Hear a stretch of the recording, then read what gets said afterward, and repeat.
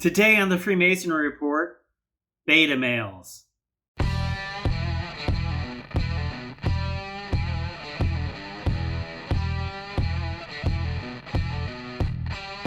Hello, my brothers. As you know, I've been doing a pseudoscience series in the Freemasonry Report about the different styles and traits of men. We had the alpha males, the sigma males, and now we're on to the beta males, a long-awaited, highly contested conversation that we're about to have. What type of men actually make up our fraternity? I think this is really helpful because it allows us to have this conversation. And again, this is just for fun. Maybe if you want to dig in a little bit and take it really serious, that's up to you. So what is a beta male? A beta male is the opposite of an alpha male. An alpha male is a very strong leader. The beta male is more of the counterpart of not really being a strong leader. Now, before I do get into that, I want to bring up the fact I'm not going to get into all the terrible traits that are online about beta males, because I don't think that's fair. I don't think that's a good representation, especially when we look at it from a Masonic perspective. What I do feel is important, though, is actually addressing the highlights of the positive traits of a beta male and how I think they might be actually good for the fraternity and Freemasonry as a whole, and how over the course of probably the last 1,000 years, 800 years, 400 years, whatever you think the timeline of Freemasonry has been, there have been beta males actually involved. So some of the negative traits is beta males never stand up to the bullies. Beta males are physically weak, and beta males are like always looking like life is pessimistic side, which is unfortunate that people have that out there. But now let's look at more of the constructive side of things. Interesting thing about a beta male is it's been shown in different studies. Now, I don't know how good pseudoscience studies are, but they rely on other family members to actually make their decisions. In Freemasonry, that's not actually a terrible thing, because we know every year we have a worshipful master, wardens, grandmaster, said appointed elected officials that sort of lead the way. But we need those men in the background that are willing to take direction and to get things done. They are very valuable to our fraternity. How many times have you went into a lodge and you saw an empty lodge room? Well, if you have someone that's not wanting to lead, they should be the men sitting on the sidelines in some cases. Maybe not all of them, because you will have your past masters, your district deputy past masters, officers that are step out of line, officers that are stepping into line that are leaders in the fraternity. But then you also have to take in mind, there are some men that just don't want to be a leader. They just want to sort of take direction from someone else. This might be their fraternity to chill out and relax, because they might be busier in their life and they just don't want to be bothered. So having that beta male at that moment basically say, hey, tell me what you want to get done, I'll be helpful for you, is a very good thing, actually. The other important thing to point out is that beta males sometimes might be indecisive. So having another leader sort of step up and say, this is the direction we're going to go this year, will help them sort of have some clarity and say, this is what we're going to work on as a fraternity. Okay, another good thing about beta male is that they don't like saying no, or don't want to say no.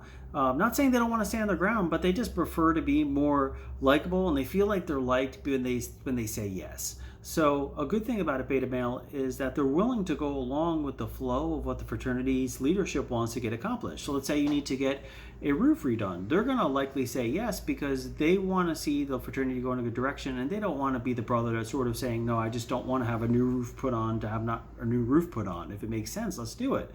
But at the same time, they're not going to go against the grain and just say absolutely no, we're not going to have a new roof put on. They're going to say yes, that's a good idea, I think we should do it. And they're the ones that actually, because they don't want to say no, they're going to do a lot of detail digging for you. So if you need to have someone on a committee for the new roof, a group of beta males are actually really good, because they will roll their sleeves and really do a detailed, diligent job to tell the master and the wardens and all the leaders of the lodge, hey, this is what we found, this is what the direction is. What direction should we go in? Because I don't know, I'm not comfortable making that decision.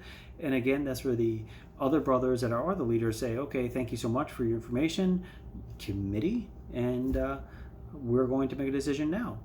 And they generally feel more comfortable about that. They don't like saying no, and that's a good example. Now, obviously, we have secrets, and those secrets are very important to the fraternity, and any man that steps up and makes the obligation not to share the secrets, there is a line in the sand where we need to always know that that's going to be the case. And a beta male will also know, like, hey, this is very secretive, I've been through the degrees, I cannot share this. So I'm not going to want to bring it up to someone, so I'm forced to share something I'm not allowed to share, which is another item about a beta male. Now, unfortunately, it seems like beta males at times have been the butt of a joke, and they're the ones everyone is pointing at and cutting up with. But in our fraternity, actually, we're a safe place because we don't crack jokes on brothers. We're there to support them. So this is one reason why a beta male would feel comfortable being a Freemason, because there's a safe comfort zone where he knows he can come, have good fellowship with other men, and not be feared of being bullied or being harassed or being belittled or being the butt of a joke.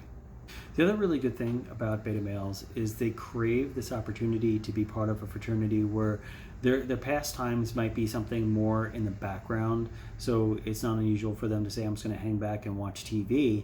But they would also be ones like, hey, I'm going to hang back and be a sideliner at the Freemason meeting. I don't want to be the lead person.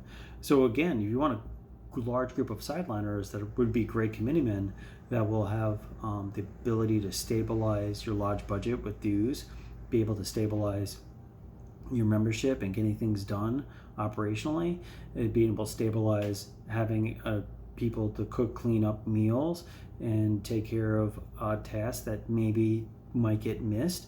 A beta male is a good actual brother to try to find and bring into the lodge. Now, keep in mind, when I say that they're there to pay dues, every brother should be paying dues. Likelihood of a beta male going NPD is much, much lower than of a regular individual, because of the fact that they don't want to say no, so they're going to say yes, they're going to pay their dues.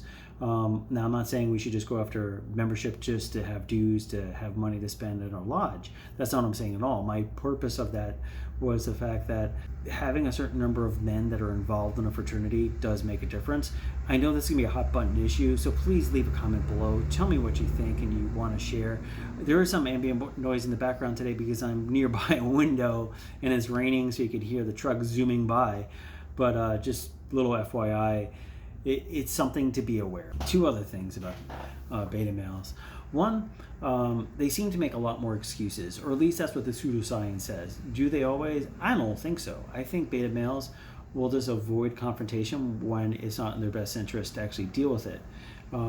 Secondarily, they at times lack a little bit of style, which I also think is a bogus piece of pseudoscience, because I've seen a lot of successful leaders not very good at style decisions at time to time. So it's one of those things where should we really consider that to be a big deal? Now, here's an interesting aspect you want to consider. Like, beta males don't have a big ego, but actually beta males do have a big ego. The difference is they have a little bit more control of their ego than an alpha male or some of the other males, because of the fact that they're more laid back.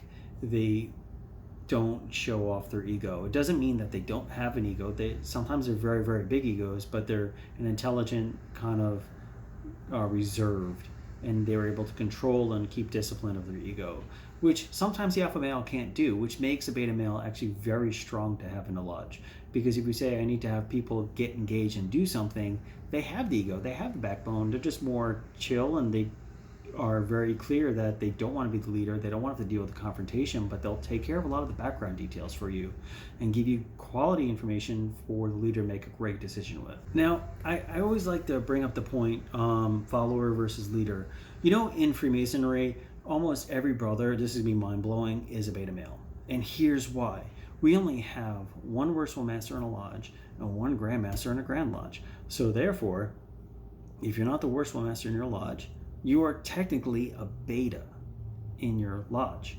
And if you're not the Grand Master, you're technically a beta in the Grand Lodge. Why is that? Because there's one leader and everyone else is a follower. People have this idea that being a follower is a bad thing. It really isn't, because if you are very good at what you do, you know for a fact you're helping that leader be that much more successful. So I think there's a natural ebb and flow where a brother may go from being the alpha male and jump to the beta male, or he may jump from the alpha male to a sigma male, or a sigma male to a beta male, or beta male to a sigma male. So this is a pseudoscience. I know this is just for fun, and I think it's important that we really consider where we are in our lodge and where we want to be. Some people don't want to actually be in control. They like to pass along the control. So now that I talked about that, it's all about discipline. This whole pseudoscience really just tells me two things. One, we need to have discipline and control our passions in what we do, because this is a pseudoscience. And if you do feel offended for any reason of this actual video, you need to stop and say, I might need to subdue my inner passions in my heart and say, you know what, this is just for fun. This is supposed to be something to think about and have a good enjoyment, to consider like Freemasonry is a benefit for me. With that being said, if you don't want to be a beta male and you want to be the alpha male, go for it. Which basically means if you don't want to be a follower and you want to be a leader, be a leader. Be the Grandmaster. But just remember, after you're past Grandmaster, you're past Grandmaster. We're all brothers. We're all equals. So we're all at times alpha males and at times beta males, and that's okay. With that being said, this is a Freemasonry Report, signing off yet again for another great episode. I hope you enjoyed it, and I hope you enjoy the series. And remember, click like and subscribe. Check out our Patreon page. If you have an idea that you want me to discuss, make a little contribution. I would thoroughly enjoy it, and I would research the information and give you a quality answer to your question if I can find it. And on top of that, we're on YouTube, obviously. We're on FreemasonryReport.com, where we have blogs being written, and we're on Instagram, new pictures are going up there. Facebook, we're on Facebook groups all over the place, so don't hesitate, say hello. I read all the comments. I do really enjoy everything that people put, positives, negatives, or whatever, so keep on replying, keep on giving me thumbs up. If for some reason you want to throw a thumbs down, just tell me why you didn't like it so I can improve the videos for the future. With that being said, I hope you have a wonderful day. Take care, be safe, and of course, stay healthy. Enjoy our fraternity. Take care, my brothers.